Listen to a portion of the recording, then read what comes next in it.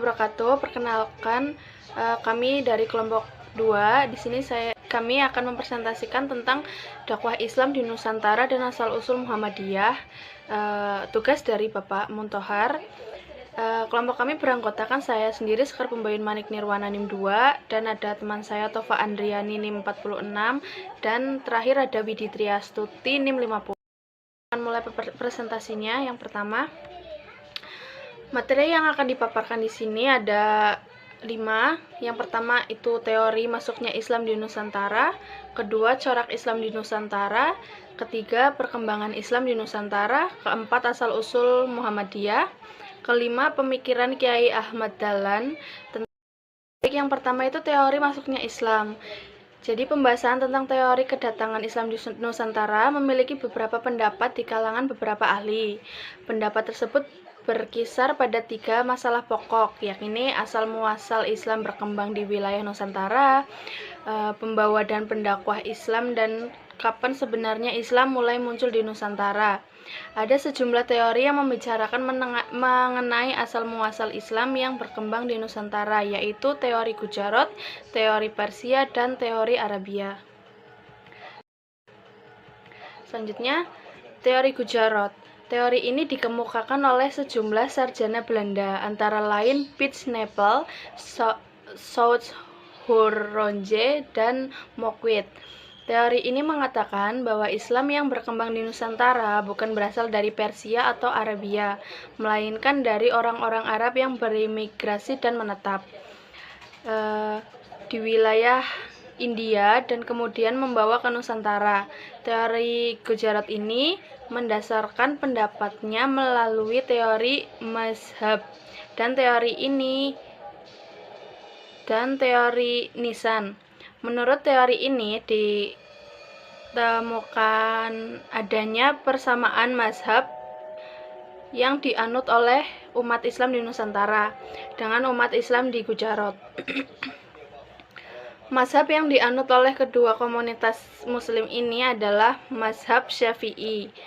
Pada saat yang bersamaan, teori mazhab ini dikuatkan oleh teori Nisan, yakni ditemukannya model dan bentuk nisan pada makam-makam baik di Pasai, Semenanjung Malaya, dan di Gresik, yang bentuk dan modelnya sama dengan yang ada di Gujarot. Karena bukti-bukti ini, mereka memastikan Islam yang berkembang di Nusantara pastilah berasal dari sana. Teori ini mendasarkan pada teori mazhab. Ditemukan adanya peninggalan mazhab keagamaan di Sumatera dan Jawa yang berkoral Syiah. Juga disebutkan adanya ulama fikih yang dekat dengan sultan yang memiliki keturunan Persia. Seorang berasal dari Zirah dan seorang lagi berasal dari Lifaham. Yang terakhir, teori dari Arabia. Menurut Thomas W. Arnold, Coromandel, dan Malabal Nukam, satu-satunya tempat asal Islam ketika mereka dominan dalam perdagangan Barat Timur sejak awal-awal abad Hijriyah atau abad ke-7 atau 8 Masehi. Hal ini didasarkan pada sumber-sumber Cina mengatakan bahwa menjelang akhir abad ke-7, seorang pedagang Arab menjadi pemimpin sebuah pemukiman Arab Muslim di pesisir pantai barat Sumatera. Perkenalkan, saya Tova Andriani, NIM 46. Di sini saya akan melanjutkan presentasi dari Mbak Sekar.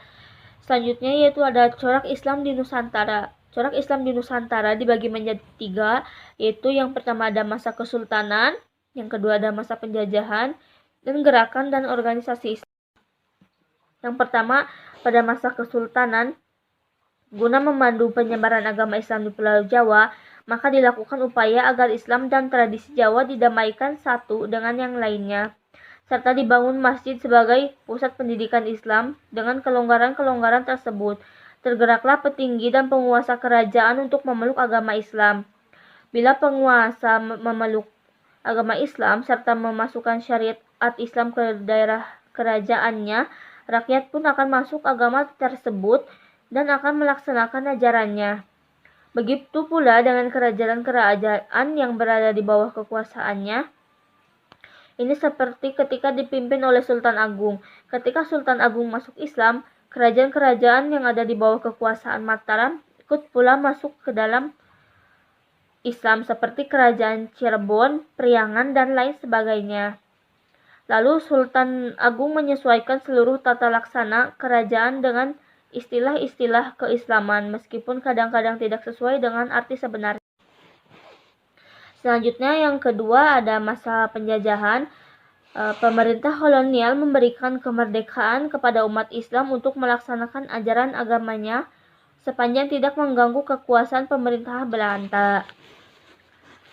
Dalam bidang kemasyarakatan, pemerintah memanfaatkan adat kebiasaan yang berlaku sehingga pada waktu itu dicetuskanlah teori untuk membatasi keberlakuan hukum Islam, yakni teori resepti, yang maksudnya hukum Islam baru bisa diberlakukan apabila tidak bertentangan dengan alat kebiasaan. Oleh karena itu terjadi kemandekan hukum Islam. Sedangkan dalam bidang politik, pemerintah melarang keras orang Islam membahas hukum Islam baik dari Al-Quran maupun Sunnah yang menerangkan tentang politik, kenegaraan atau ketatanegaraan. Yang selanjutnya yang terakhir yaitu ada gerakan dan organisasi Islam.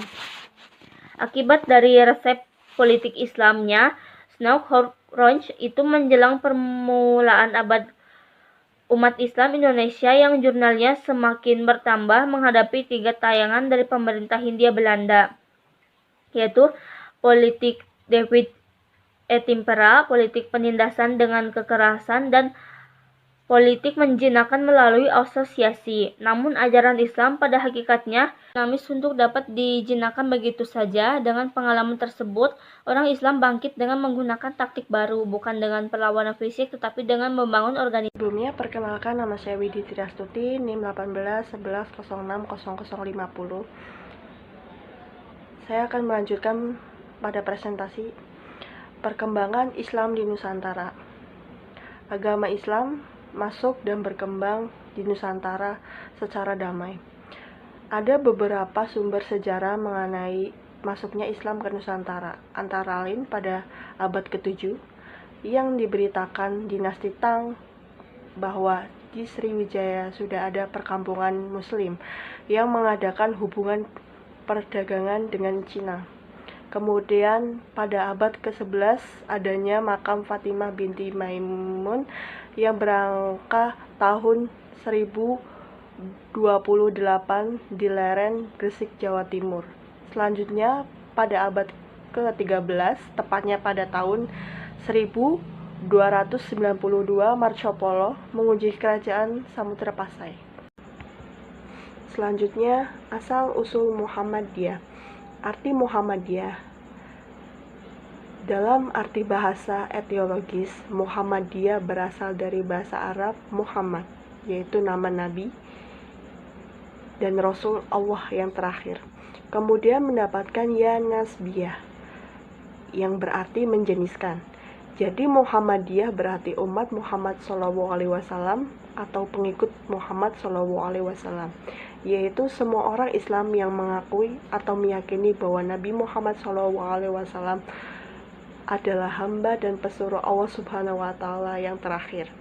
Yang kedua adalah arti istilah atau terminologis. Gerakan ini diberi nama Muhammadiyah oleh pendirinya dengan maksud untuk bertawul atau pengharapan baik, dapat mencontoh dan meneladani jejak perjuangannya dalam rangka menegakkan dan menjunjung tinggi agama Islam semata-mata demi terwujudnya Izzul Islam al-Muslimin, kejayaan Islam sebagai realita, dan kemudian hidup umat Islam sebagai realita. Pemikiran Kiai Haji Ahmad Dahlan tentang Islam. Kelahiran dan keberadaan Muhammadiyah pada awal berdirinya tidak lepas dan merupakan manifestasi dari gagasan pemikiran dan amal perjuangan Kiai Haji Ahmad Dahlan atau Muhammad Darwis yang menjadi pendirinya. Setelah menunaikan ibadah haji ke Tanah Suci dan kemudian bermukim yang kedua kalinya pada tahun 1903, Kiai Haji Ahmad Dahlan mulai menyamaikan benih pembaruan di tanah air. Gagasan pembaruan itu diperoleh Kiai Dahlan setelah berguru pada ulama-ulama Indonesia yang bermukim di Mekah seperti Syekh Ahmad Khatib dari Minangkabau, Syekh Nawawi dari Banten, Kiai Mas Abdullah dari Surabaya, dan Kiai Fakih dari Mas Kumambang. Juga setelah membaca pemikiran-pemikiran para pembaru Islam seperti Ibn Taimiyah, Muhammad bin Abdul Wahab, Jamaluddin Al-Fahani, Muhammad Abduh, dan Rashid Rishah, dengan modal kecerdasan dirinya serta interaksi selama bermukim di Saudi Arabia dan pembacaan atas karya-karya para pembaru pemikiran Islam itu telah menanamkan benih ide-ide pembaruan dalam diri Kiai Dahlan. Jadi sekembalinya dari Arab Saudi, Kiai Dahlan justru membawa ide dan gerakan pembaruan, bukan malah menjadi konservatif. Demikianlah presentasi pada kelompok kami. Kami mohon maaf apabila terdapat kata-kata kami yang salah pada saat presentasi. Kami ucapkan terima kasih. Wassalamualaikum warahmatullahi wabarakatuh.